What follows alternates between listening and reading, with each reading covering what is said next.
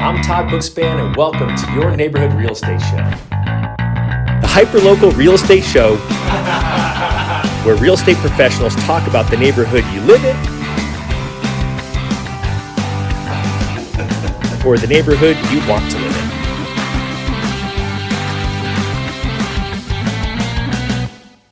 This episode is brought to you by homebuyeruniversity.net, your free comprehensive guide to buying or refinancing your home. Click over to homebuyeruniversity.net to get started online today. Hey everyone, I'm Todd Bookspan and welcome to another episode of Your Neighborhood Real Estate Show. I'm super excited for you to meet my friend Dani Miller with Home Smart Lifestyle, azhouse2callhome.com. Welcome. Thanks for being here. You know, it's fun being here, right? It is fun being here. I mean, it could be a lot worse. It could be. But here we are. So I'm super excited to kind of dig in because I think that I've got more notes here of things to talk and ask you about than I have for any other guest. So, that's cool. So we got a lot to go. But really, just talk about you. I mean, you're a solo agent, meaning you don't have a big team. So if someone calls you to work with you, they work with you. So give a little background of you. I mean, you know, how long you've been doing real estate? You know, is this all you've ever done? You know, did you used to have some really cool career before that led you to be a great real estate agent? Kind of give us the history of Dani. I went to Arizona State. Oh, I've heard of them. Graduated. Sun Devils, yes. Right down the street. Yeah. I worked for Purina out of college. Purina, the dog food company. I did. Well, they do more than dog food too, because you're a horse person. We're going to get there in a minute. Yeah, I did sales for them. I worked for them for about 9 months. My job kind of got switched around. So what did you sell for them? I was traveling a lot. Just pet food. Pet food. Yeah. All right. Mm-hmm. So they do more than dog stores, food, right? Yeah. They do like yes. Mm-hmm. They have actually a veterinarian side, and they also have like feed store and that kind of stuff. All right. See, all stuff I wouldn't know. So I did mostly the grocery, grocery and like PetSmarts and Walmarts. All right. That's awesome. Yeah. But I traveled a lot and I hated it. And my mom was in real estate. And so she said, come take the 2-week crash course, come work with me and see what happens. Cause I was traveling so much, I couldn't even go on interviews for other companies. No, that's crazy. And that's a good way to keep people employed. Yeah, exactly. And so I decided to do that. I did that and I haven't really looked back. I've been doing this is my 21st year. Wow. So that's awesome. Yeah. And my mom and I did it together for a really long time. We had a small team there was 4 agents under us for a little while. She passed away in 2015. And so I just decided to stay on my own. And that's so awesome. I've been doing it on my own I have people who will help me if I need them to. Right. I've mentored people, quite a few agents I've mentored. And so I still have them kind of under my wing to, kind of go back and forth with. But as far as like team wise, I guess I feel like I service people a certain way and other people service people a certain way. And I lose control of what I know and what kind of service I know that I can give when I kind of expound out to too many people. Right. I totally get it. Yeah. I'm going to sneeze. All right. We're going to have to cut it out. We're going to have to cut that one out. Bless you though. I couldn't sneeze really loud like you do. That's bad, huh? I've never sneezed in a pile. Well, I didn't just sneeze. That was bad. Now I have to get back on track. See, this is why it's just not perfect, It's not perfect. It doesn't have to be perfect. Well, and I respect that. I feel like that's, it's a big decision, I think, between team and solo. Yeah. And when you're on your own, then you know exactly the service that you're going to deliver. And then you don't ever have to question whether someone that was referred to you got the experience you were wanting them to get because you're given that experience. Yep. Now, I won't say I'm not above hiring somebody to go unlock doors for me. Right. You know what I mean? And show houses if I'm out of town or if I'm busy or if I have more than one client at a time. But I'm still the one that's in control of the transaction and doing the not the paperwork. I do have a transaction manager. I hate paperwork, but as far as like the negotiating and like bins are writing and all that sort of stuff. Yeah, that's great. I do all that on my own. So. Right. So you make sure it's done the way you want it to be done. Exactly. Love that. Love that. So 21 years in real estate and you love Southeast Pinal County. Correct. Yep. Where the heck is that? So if someone who's listening to this who lives in some other state, they fly in and they land at Sky Harbor Airport, then how do they find Southeast Pinal County? Basically, you're going to go from the freeway and it's southeast. So it's like communities. Florence is technically where I live. Yep. And so I service kind of the Florence, Coolidge, Queen Creek, Santan Valley areas. There's a lot of land out there still. There's a lot of horse properties. There's a lot of the 55 plus active adult communities that a lot of people, go for winter homes. I've sold quite a few winter homes in that area from people, from up north, Minnesota, South Dakota, that sort of stuff. And so what's a community that's going to have a winter home in it? Is it someone, you said there's a lot of open land. So it's not just someone with a piece of open land and no one around them. Typically the community is going to have a lot more amenities for retirees. Correct. So there's typical communities like Anthem South, which is Merrill Ranch, and that's in the Southeast Valley. That one, there's quite a few like manufactured home subdivisions, Florence Gardens. There's one called Caliente that a lot of the winter visitors will come and buy, manufactured homes in there that they can come and just be here for the winter. Solera and Johnson Ranch, which is in Santan Valley, is another good community. And then Ovation is in Queen Creek, which is it's kind of a gated 55 plus community, which has, its own golf course. And so lots of different places. Yeah. So what kind of price point wise, if someone's looking for a winter home here and out in Florence, what are they going to spend? Right. Manufactured home wise, you can probably still get a little bit under 200. Right. So you might be like the 180, 190 range. Most of them are probably going to be in the 200s. And then I would say for like the actual single family house detached communities, in the golf course communities with the amenities are going to probably be anywhere from $300,000 to $1 million. Yeah, so big swing there.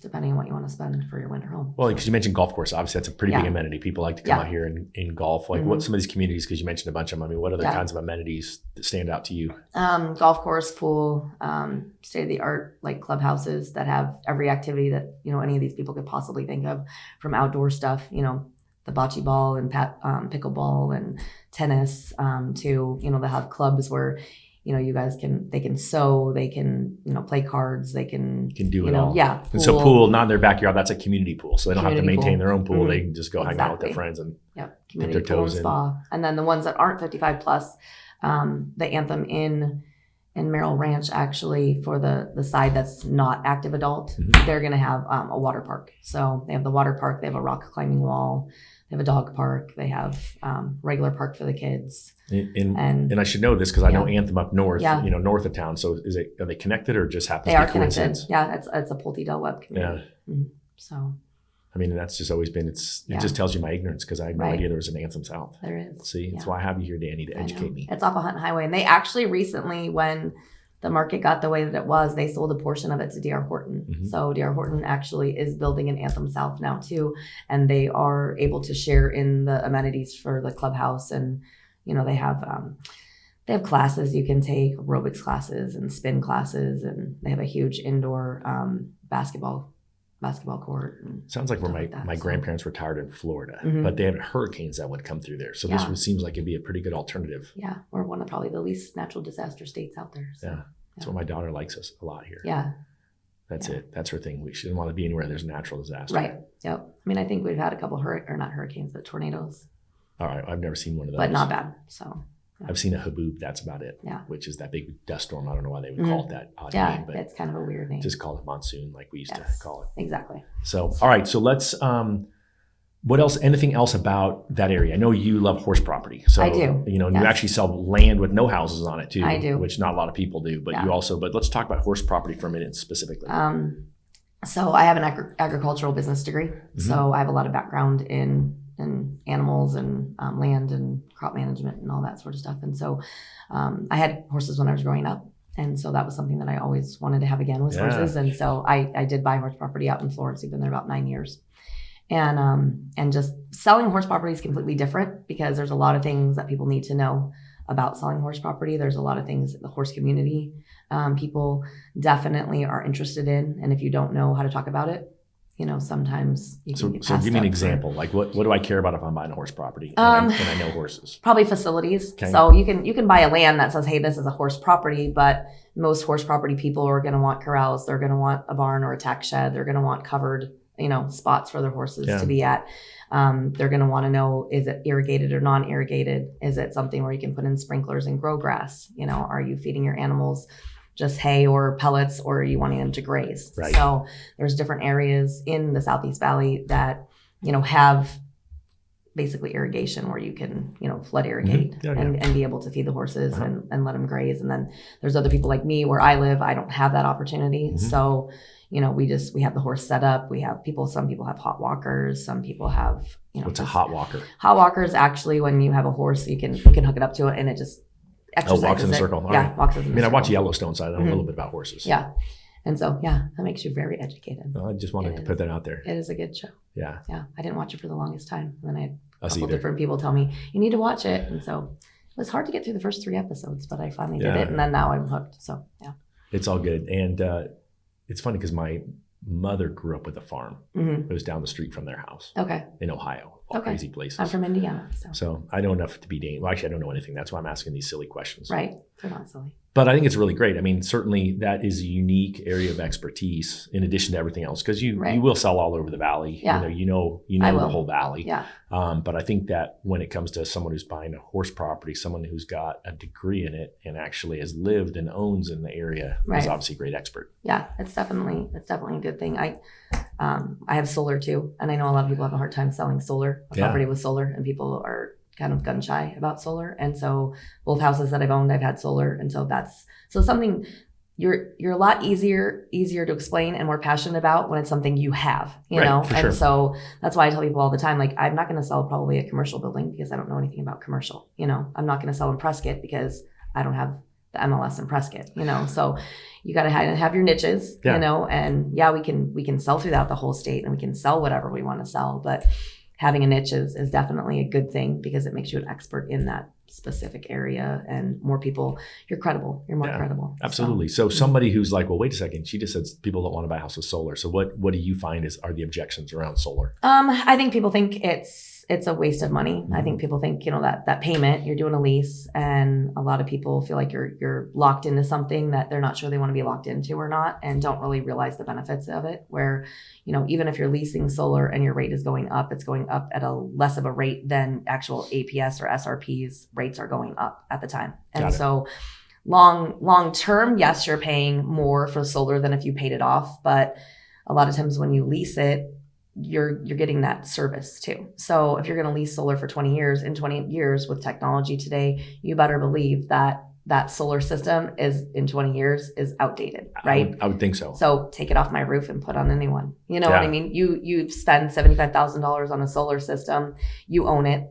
The maintenance is your responsibility for the next however long you have it. And like I said, in 20 years from now, you're going to want to buy another one. So then you're spending that next $75,000 anyway. So, but you're having bills for, you know, I just as an example, when we first bought this second house that we have, I think my very first bill in the summer was $482. Okay. And so that was at 80 degrees, right? Okay. And I have solar now, which I've put in a pool since, and I've had a lot more, you know, stuff like lighting we've put in because we have horse property, like for arena and that sort of thing. And so I've added stuff, and I can keep my house at 74. I have a $210 solar payment, and I think my highest bill I've had for APS was $118. Wow. So I'm under $400 combined with, you know, cooler house, a pool that's running constantly, lights that we use for arena, and that sort of stuff. So, well, I love hearing different perspective. So to me, it's a benefit. Right. It's different perspective. I just think of the salesperson who knocks on my door who I don't trust and does that. But obviously you've vetted all that. Yeah. All right. So we learned a lot about solar. Something that you're educated in, it's going to be a lot easier to sell when you're educated in it and you're passionate about it than not. So, well, and you could help your clients make sure that if they're buying a house that has it on there, that it checks all the boxes. Right. Exactly. So love that. Yeah. Love that. All right. So let's sort of talk then. You know, a lot of people are nervous about the current market. Mm-hmm. And so if you've got someone who comes to you and is in the position where they need or want to buy a home, how are you coaching them through this market? Well, it's different. So like basically in 21 years. So I went through the crash the last time, and I've had so many people like, oh, it's going to crash and it's a bubble and this is going to happen and that's going to happen. And what I've noticed is, you know, we went from a seller's market for probably the last 10 years after the last crash, you know, and now it's turning into a buyer's market and people aren't used to that. And so for a buyer's market, you know, when you're looking maybe back to March or April where we had 4,800 listings in the MLS total, and now we have about 21,000, 20,000 is about a normal market. Right. So people are just not used to that normal market. They're not used to having to wait to have their house sell, you know? Right. And then the buyers aren't sure what to do because the interest rates have went up. And so just as an example, I have a young couple that I'm working with right now. They're buying their first house and they can go to 400. And so as the interest rates go up and the prices aren't really coming down, they're like, well, we think we want to wait until the prices come down, right? And so I was like, well, even if somebody drops their price $25,000, I said, if the interest rate goes up 1%, you're paying more in a payment than if, you buy it now at the price that it is. You're helping them see the numbers, yes. See the forest through the trees, right? And so trying to kind of contour and customize to each individual person, like, what are you driven? Are you wanting this house price to drop because you're price driven, or are you payment driven? And in most situations, especially these young kids, are going to be payment driven. Right. They have a cap of how much payment they want to do. So let's fit that in. Let's buy now before we wait till the interest rates go up a lot.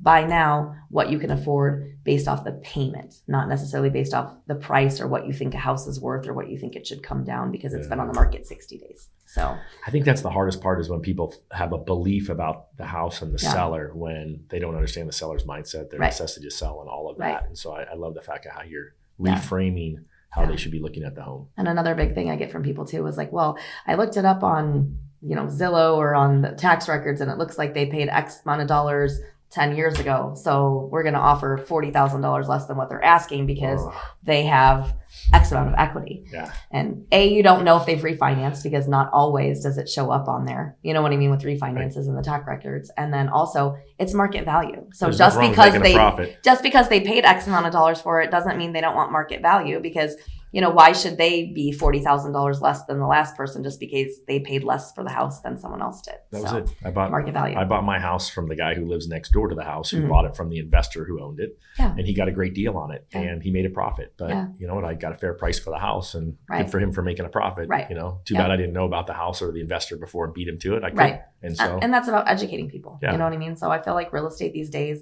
is about educating people. And I hate to say that the people who have gotten into real estate within the last 5 years or less, and they're used to not having to work so hard, are probably going to have a hard time, because people like me have been doing it for 21 years and I've been through a crash, and I've done, you have to work for it. You don't stick a house on the market anymore and it just sells in 2 hours and you're like, yeah, I sold a house. You really didn't put any work into it. With 27 offers. Yeah. Right. Exactly. Yes, it was a lot of work to go through those 27 offers, I'm sure. Yeah, but absolutely. Having to actually give your clients customer service, I feel like that has kind of gone away, because a lot of people just, list the house and don't necessarily give those, I don't know, that good service that most of us, seasoned agents know how to do. So then how are you advising the clients who have to sell and now are realizing, oh shoot, I could have gotten 20 grand if I would have sold it more if I sold it 6 months ago? Right. Just kind of evaluating it based off of their area, what's sold. Like I currently have a listing right now who, I talked to them 6 months ago when they decided they wanted to sell, and then they held off. And so they're kind of in a different position than they were 6 months ago, but just basically educating them that, this is the market. This is how it is. Like if you want to sell today, you're going to probably have to drop your price significantly. Staying in touch with people and kind of going and evaluating their areas and subdivisions, because what you might hear is happening in Phoenix may not be happening in Florence or Queen Creek, and it may be from one subdivision to another. So I know their particular subdivision in Queen Creek where they're selling their house has not had a house go under contract in 60 days. So it's not just their house, and it's not the price. You know what I mean? It's just nobody's buying in there right now for whatever reason it is. And so, educating them that, yeah, you can slash your price 50 grand and you probably will sell your house to someone, but you could also be patient and just wait for that right buyer that's for your house. Yeah. So, and that makes them, I think, a little bit more at ease that they're not the only one who, not everybody around them's houses is selling and theirs isn't. So, just kind of depending on where it's located, you kind of got to do a lot of work and research to, kind of help people be more at ease with the market the way it is now. So yeah, I do think it's really interesting. I think that's what most people don't think. They just think, oh, the Phoenix marketplace is blank, versus you got to realize that not only is it city to city, all those different communities you mentioned within Florence and Coolidge and Queen Creek, each one of those has its own ecosystem of how stuff is selling or isn't selling based on supply and demand. And I think a lot of people do. They look at Phoenix as a whole, you know what I mean? And they look at statistics and numbers and median prices and don't realize that, all of these different areas have different, supply and demand issues. Like I sell up in the White Mountains too. So I've had a cabin up there for 21 years. All right, so talk about that. What city would you call the White Mountains? Shoalo, Pine Top, Vernon, Lakeside. Yep. Yeah. So I have a cabin up in Pine Top. And so I have the MLS up there too, because I know the area well enough because I've had one for a long time. And it's completely different there than it is here, which I'm sure is the same thing with Tucson or Prescott or, Flagstaff or whatever. So how's I don't want to say how's the market, but what's going on up there? Is it? I don't think it's not as inundated with listings like it is down here. People are still wanting, summer homes up there. And so, it's still, the prices haven't come down like they have here. And I don't know here that they've really come down, if that makes sense. Like the price appreciation that we've had, I think they're slashing their listing prices, but I don't think that the sold prices have been really super affected here. Yeah. I mean, I've seen a lot of listing prices slashed, but it's because people listed them too high. Yes. Like in my, I like my little neighborhood I live in, ironically, the three houses have gone on the market in the last 90 days. One sold the first weekend. Actually, all three sold the first weekend, but one took a contingent offer. And so they had to lower their price to what the other house that sold the same in the first weekend sold for. And guess what? It sold for $20,000 more than the person paid for it, earlier this year. Right. I don't know what happened in their world that they had to sell that quick. But they had to meet the market. And when the realtor told me what they were listing it for, I thought, I don't think it's going to sell for that much, knowing what I know about the neighborhood. And guess what? Now they finally, the other one fell out. Now they've got it, marketed. So, but back to the White Mountains for a second.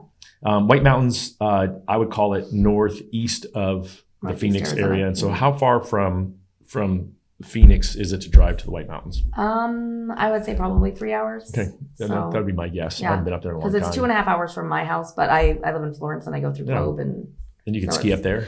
Yeah, sunrise. Right, sunrise is it's a lot of fun. They actually just posted pictures on their website of all the yellow trees from turning for fall and the first snowfall. It was the coolest picture. So that's awesome. Yeah, that's awesome. So you mentioned summer homes. I mean, do you know many people who live there year round, or is it? There's a lot of people that live up there year round. Obviously, the community supports it, but there's a lot of Airbnbs up there too. You know, people will go for skiing in the winter, or they'll go stay the whole summer. So I used to rent my cabin out, and I'd have a couple that used to go for 3 months at a time. Wow. So, which we got to the point where we wanted to go up there enough that I don't do that anymore. Yeah, I'll do it for the weekend or a couple days here and there, but yeah. All right, so that's awesome. So if you're looking in Southeast Pinal County, if you're looking in the White Mountains, you got it dialed in. I do. Yeah. All right. So what else? Let's talk about Heroes Home Advantage for a sec. Yeah. I've done that I want to say I'm going on for like 8 years now. So it's where I give a 25% discount of my commission. So my earned commission, depending on whatever that is, I give 25% back to the buyer or the seller based on if they're military, ex-military, veterans, love that. Active duty. Yeah. Also like police officers, firemen. Right. Other heroes. Yeah. Correction officers, anybody that's like kind of in that service field, which linemen actually fall into that service field. So teachers, nurses, love that. Doctors. Since I have kids who are teachers, that's awesome. So it's definitely a way to give back. You know, a lot of those professions are professions that don't get paid very well, you know? And so I feel like giving back because I don't think I could do any of those professions. So you know, it's just kind of a way to give back to the community. Right. And I know you do other things that you sponsor in your community as well. I do. So talk about that. Like local high school, you know, the high schools, I do, you know, their football teams, cheer. They do a lot of rodeo events in Florence. And so the rodeo grounds for the historic Florence, they actually have where they just do a bunch of different events. And so I sponsor like the little kids, you know, who are future bull riders or I love it. You know, that sort of stuff. Rodeo, roping. Is it too late for me?